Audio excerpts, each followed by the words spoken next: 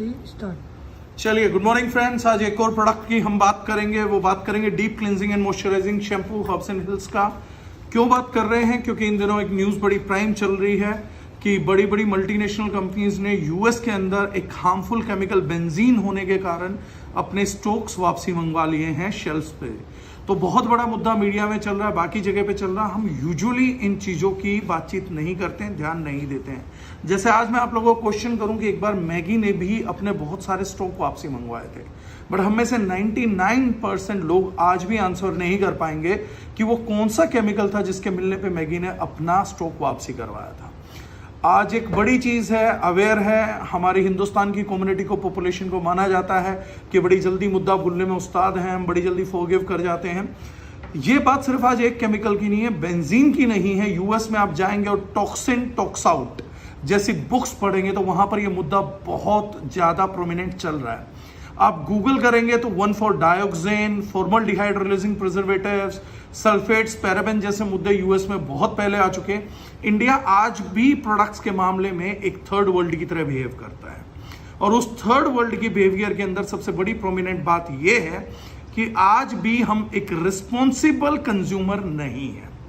हम एक dead and consumer हैं जिसको टीवी एडवर्टाइजमेंट में दिखा के कुछ भी बेचा जा सकता है। हम जो देख लेते हैं वो खरीद लेते हैं। बेसिक कॉमन सेंस कभी भी प्रोडक्ट बाइंग पे हम नहीं लगाते। मैं दोबारा रिपीट कर रहा हूं, we are not responsible consumers. हम अपनी ये रिस्पॉन्सिबिलिटी भी गवर्नमेंट को बाइफर्केट कर देना चाहते हैं कि government will take care. Otherwise बड़ा सिंपल रहता है, हमारे को सिर्फ एक केमिकल्स नहीं, बहुत सारे केमिकल्स के बारे में और भी जानकारी लेने की जरूरत है।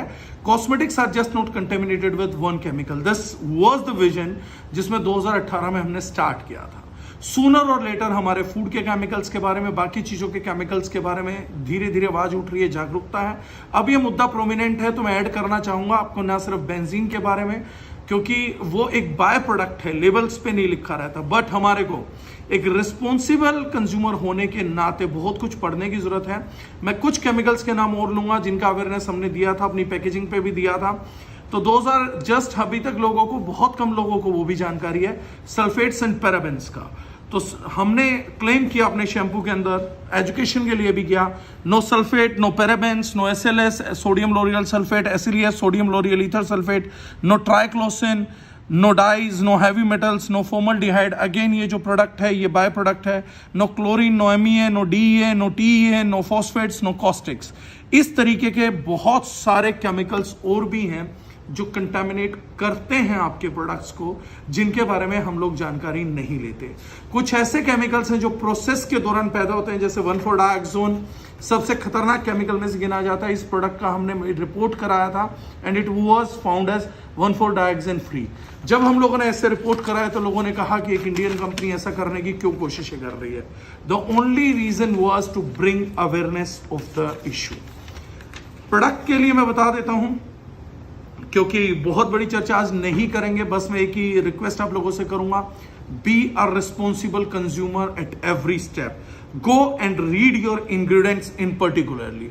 ये आप इंग्रेडिएंट्स फोकस कर रहे होंगे, देख रहे होंगे, तो बार्ले मेल्ट, वेजिटेबल ग्लिसरीन, रीठा एक्सट्रैक्ट, ब्राह्मी एक्सट्रैक्ट, जो सबसे ज्यादा डाला जाता है वो सबसे पहले लिखा जाएगा एंड डिसेंडिंग ऑर्डर में बाकी चीजें लिखी जाएंगी। जब आप ये हमारा प्रोडक्ट का पढ़ेंगे और अच्छे से अच्छा नेचुरल प्रोडक्ट का वर्ल्ड ओवर पढ़ेंगे, these things are same. Still this product is available at a very economical price. कौन सी चीजें हैं? जैसे हमने इसमें बार्ले मेल्ट यूज किया है। बार्ले मेल्ट के अंदर नेचुरल आयरन, कॉपर रहता है, विटामिन ई रहता है, तो थिनिंग को रोकता है विटामिन ई। नेचुरल स्टेट में आयरन और कॉपर रहेगा तो रेड ब्लड सेल्स को बढ़ाएगा, आपके हेयर फॉलिकल्स को स्ट्रॉन्ग करेगा, आपके हेयर फॉल को स्टॉप करने के लिए जाएगा। मेजरली प्रिवेंटिव यूज किया जाता है कि हेयर फॉल होना स्टार्ट हो तो हम शैम्पू से ऐसी उम्मीद करें, वो गलत है। लेकिन जब हम रेगुलर यूज करते हैं तो रेड ब्लड सेल्स हेल्दी रहते हैं। देन इसके बाद हम लोगों ने यूज किया है ब्राह्मी। ब्राह्मी स्ट्रेंथनिंग के लिए, हेयर और फॉलिकल्स की स्ट्रेंथनिंग के लिए बहुत ही एक्सट्रीम होता है। न्यू स्ट्रोंगर हेयर ग्रोथ देता है अगर ब्राह्मी आपके प्रोडक्ट्स में रहे, कैसे भी हमारे शरीर के अंदर जाता है तो। Next thing we had used is bhringraj. Bhringraj हमारे ब्लड सर्कुलेशन को बढ़ाता है, तो जो ब्लड आएगा उसके सर्कुलेशन बढ़ने के कारण उसके न्यूट्रिएंट हेयर्स को सप्लाई होते हैं, फॉलिकल और हेयर्स में स्ट्रेंथ आता है तो हेयर फॉल रुकता है। Last thing we had used as an active is reetha extract. Reetha extract tridosha balancer होता है। नेचुरल कंडीशनर होता है स्कैल्प का, और तीक्ष्ण होने के कारण नेचर जो है आयुर्वेदिक दृष्टि से तीक्ष्ण होता है, इसलिए डैंड्रफ स्टॉपिंग प्रॉपर्टीज भी पाई जाती हैं। तो एक रिस्पॉन्सिबल कंज्यूमर बनिए, इंग्रेडिएंट्स को जरूर पढ़िए, छोटी सी जिम्मेदारी गवर्नमेंट पे मत डालिए, and stay aware about more chemicals. ऐसी बहुत सारी चीजें और हैं जो आने वाले वीडियोस में हम आप लोगों तक आके लेते रहेंगे। Thank you so much.